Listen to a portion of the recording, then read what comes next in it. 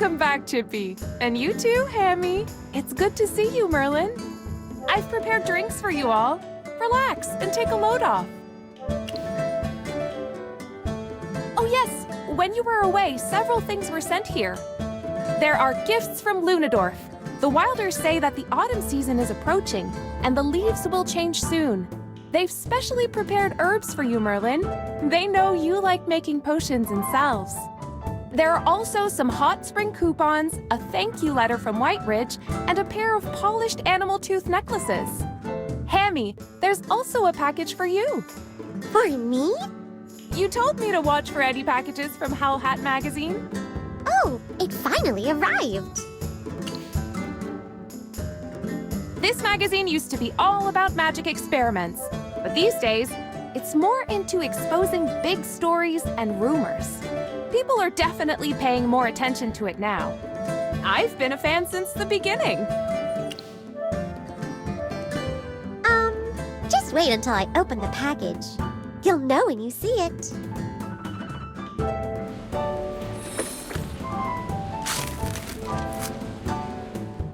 I've been waiting for this for so long. Chronicles of Merlin. Secrets revealed. The Howl Hat wanted to do a special feature on Magister Merlin. I also contributed to the article. The magazine said that after this issue is published, they'll send you royalties for using your name and title. I'm sorry. When the people from the magazine came to ask permission, you weren't around. When I heard they wanted to write an article about you, I got so excited that I agreed without asking you. Oh, it's so awkward to see my own words in print. I can't read it. Chippy will read it. Chippy has been practicing. The article must have all the great adventures we've had. Okay. Chippy will start now. There was a time in the distant past when the first Merlin walked alone in Esperia. Hammy, this article is supposed to be about our Magister. Why are they talking about the first Merlin? I only talked about our Magister the whole time. Howl Hat lied to me. Let me see what the article says. Establishing the Arcane Council was no easy feat, especially in an era when the gods still walked among mortals. Called upon by the first Merlin, 6 mighty mages joined the cause. Gods walking the earth and establishing the Arcane Council all happened 10,000 years ago. Merlin is a title of great renown, handed down from ancient times to the present day, and is reserved only for the mightiest mage of each age.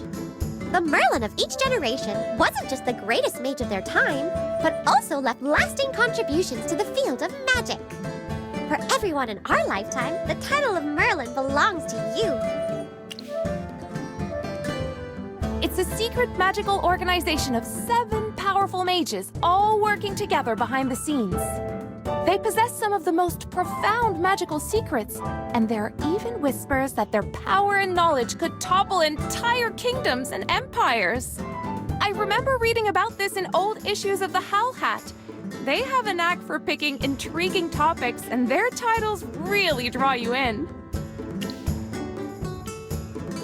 I was planning to surprise you with this issue of the Chronicles of Merlin, but it's just page after page about the first Merlin instead.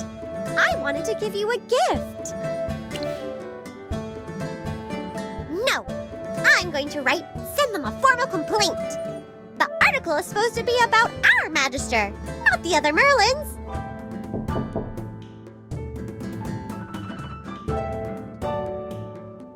My divination can't be wrong. Merlin is here for sure. I swear I heard those squeaky little hamster voices. Who is it? Hey, long time no see. Did you miss us? Sorry for just showing up like this, Merlin. But we have something important we need your help with. Merlin, I know you have a lot of questions, but we don't have a lot of time. So let's keep things short. After we split up, Citrana and I took care of the Maulers who gave up their lives at Crimson Highlands and let their families know what happened. Then we visited Elsa, Soren, and their warm little clan.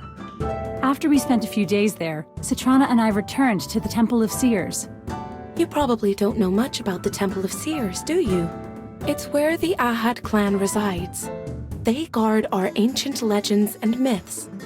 When I returned with Citrana, hoping to regain the clan's approval, they spoke of a long-standing prophecy. A prophecy that shook me to my bones. The Ahad clan. No. Perhaps all the Mauler clans will face their end. We're here for this reason. We know your power, Merlin. We're hoping you can lend us your wisdom and help us figure out what this prophecy really means and how to stop this upcoming disaster. Time is of the essence. Everything will be explained to you at the Sanskrit Temple. That is where our clan first discovered this prophecy. Magister Merlin, you're our only hope. Here we are. Welcome to the Sanskrit Temple. Wow, look at the architecture. This place must be at least 1,000 years old. More than that. Records of the Sanskrit Temple can be traced back to 10,000 years ago. Our ancestors built this temple at the summons of the High Priestess of that time. We were tasked to record the history of our clan. The walls bear inscriptions of everything the High Priestess saw. Miracles, calamities, and the prophecy she uttered on her deathbed. Let's take a closer look. The elders call this section the Wanderer's Mural. It's a record of how the ancient god of our ancestors was revealed to them 10,000 years ago. It speaks of a time when our clan faced near annihilation. Foreign armies at our borders, and the land itself turning against us. The old tales speak of an ancient god that descended from the sky and wandered the path of salvation. Look here. This mural tells of the Mauler god's descent from the sky. How their very presence compelled thousands to bow in reverence. The legends say the ancient Mauler god was reborn time and again. They had many forms and could become anyone. Why then did our god choose this form? Perhaps during that time it was needed. A god's purpose is beyond mortal understanding.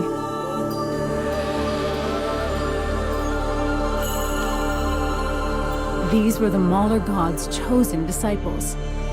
They walked a long and arduous path to save our ancestors. With every step, they enacted the will of the god, and their voices echoed holy words along the way.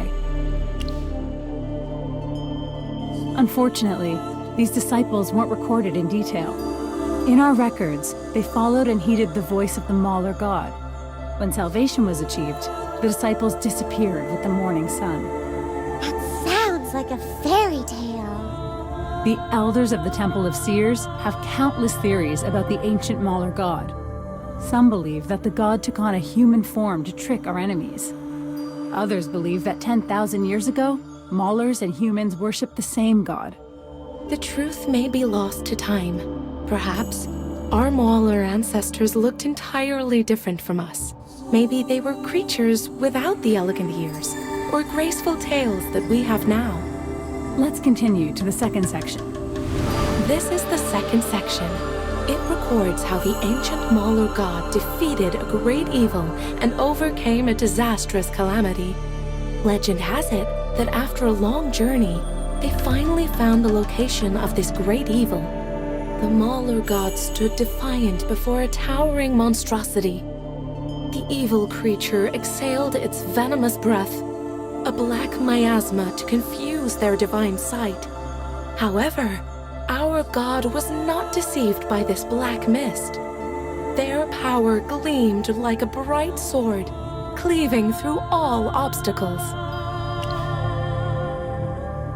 And then,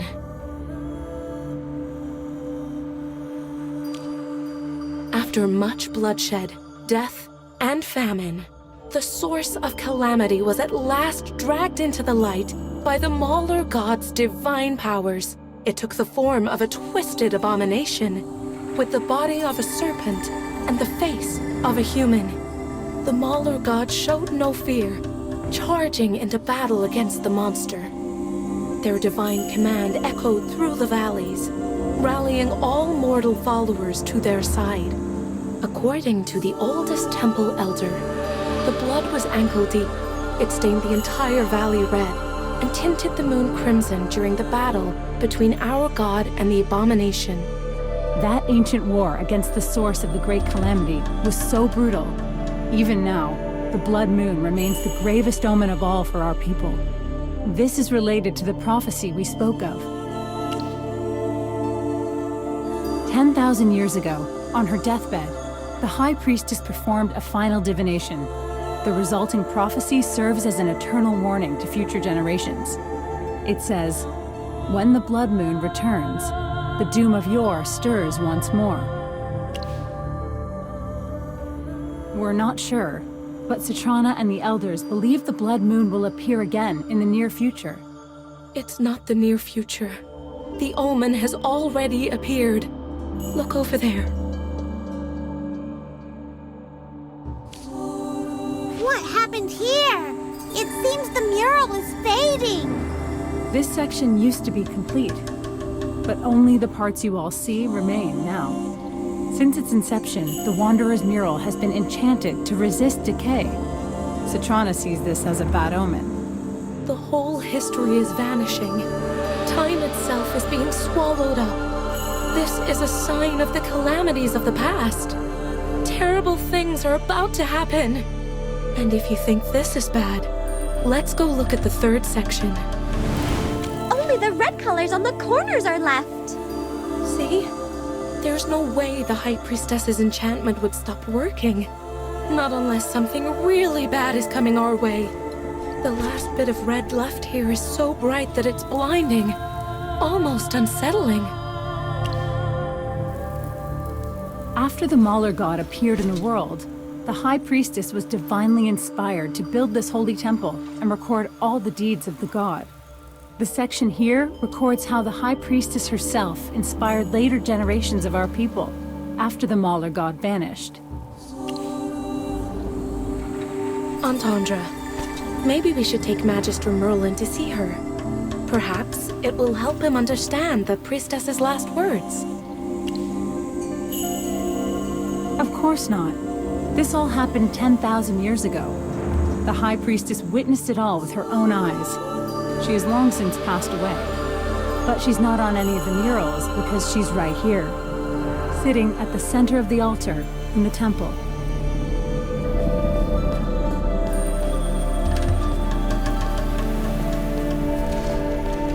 High Priestess, we are here to pay our deepest respects. I see.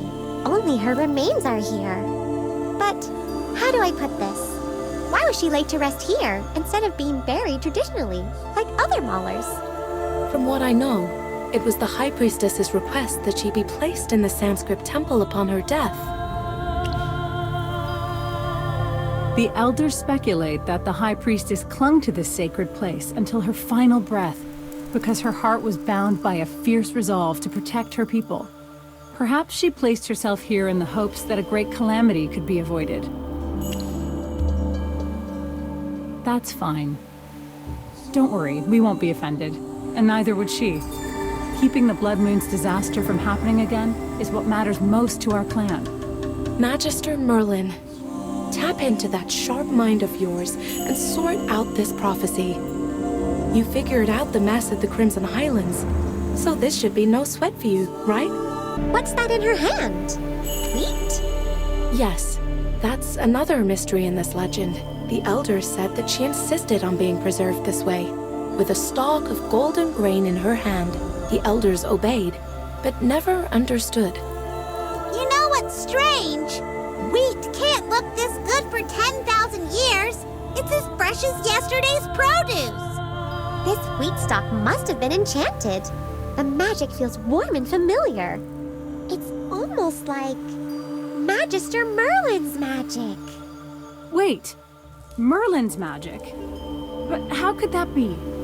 It was enchanted 10,000 years ago. This should be allowed, right, Entendre? The elders said we could give the Magister full access. But you have to be very careful around here, Merlin. Oh, why do I have such a bad feeling about this?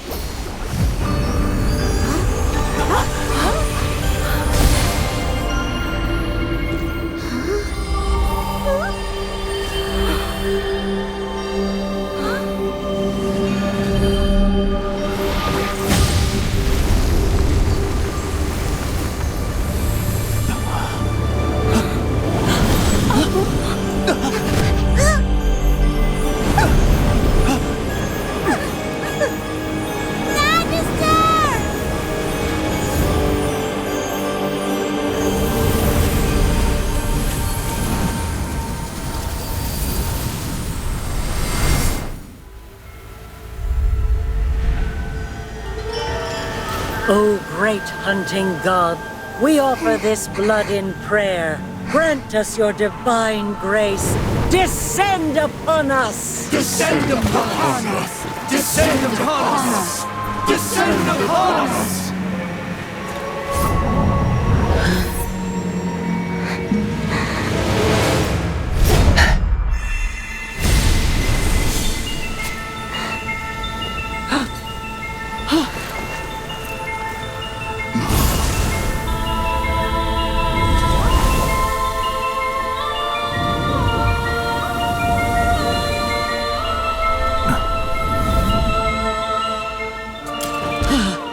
God's grace has come. The God's grace has come! It's the Herdmaster!